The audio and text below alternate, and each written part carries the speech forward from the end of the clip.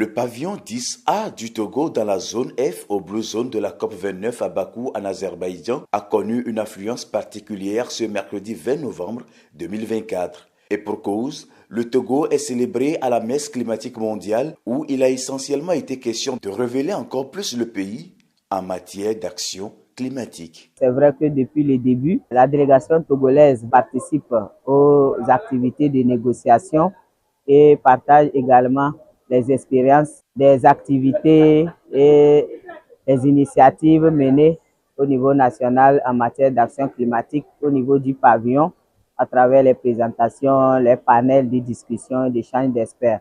Mais aujourd'hui spécialement, la délégation a organisé encore une journée spéciale, une journée Togo, pour une fois encore renforcer et démontrer la visibilité du pays sur sa contribution à l'effort mondial de lutte contre les changements climatiques et également partager les cultures du Togo, faire connaître les différentes cultures du Togo. Et en matière de lutte climatique, notre pays, le Togo, fait de la durabilité le pilier de notre développement, avec des programmes de reforestation, des programmes de protection de la côte, des programmes d'infrastructures rurales résilientes et des programmes de transition énergétique basés sur les énergies renouvelables.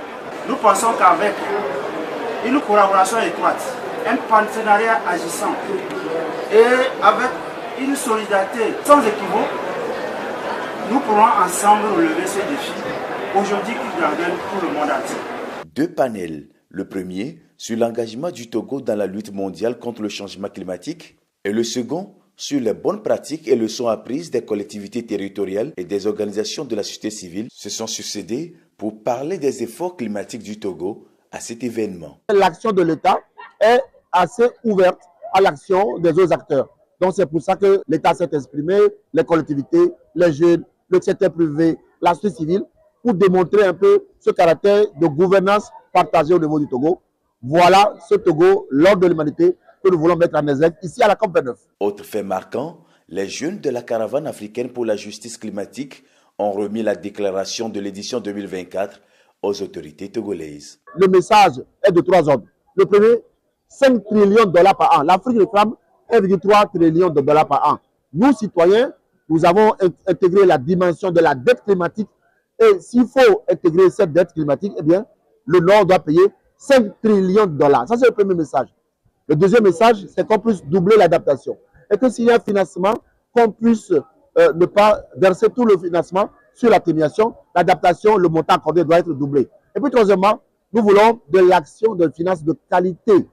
La convention est claire, les pays du Nord donnent les sous aux pays du Sud. Ça, on ne va pas changer ça. Et puis, on veut qu'il y ait accès direct à ces financements-là. Visiblement, l'événement a atteint ses objectifs. Cette présentation était en fait détaillée au plus que possible et je salue déjà l'initiative parce que cela a permis déjà aux autres membres et organisateurs de la COP de s'exprimer au travers le pavillon du Togo, quelque chose qui est déjà à féliciter. Je dirais que lors des COP, il serait idéal, c'est une suggestion, de s'allier entre les pays de l'Afrique afin d'établir ensemble une bonne entente, afin que nos différentes voix puissent être unies et prises en compte lors des différentes résolutions. Salue également l'initiative Winnie Dogbache, maire de la commune Cloto 1 et président de la communauté des municipalités et structures solidaires d'Afrique, comme ça. Très bonne initiative, hein, c'est traditionnel. Le Togo a été toujours au rendez-vous de ces grandes manifestations. Et je salue vraiment tous les acteurs, le ministère de l'Environnement qui fait beaucoup d'efforts. Et que ce soit à Sharm el-Sheikh, que ce soit à Dubaï et que ce soit à Azerbaïdjan au jour d'aujourd'hui, j'ai vu de quoi nous sommes capables. Et je tire chapeau à notre ministère de l'Environnement et à tout le gouvernement togolais pour les actions qu'il est en train de mener pour le meilleur devenir de nos populations et de faire retentir le nom du pays et de le porter à un firmament très haut. La célébration du Togo à la COP29, c'est aussi la promotion de la culture togolaise à travers le partage des mets locaux. Et le résultat est sans détour. C'est magnifique, c'est un délice.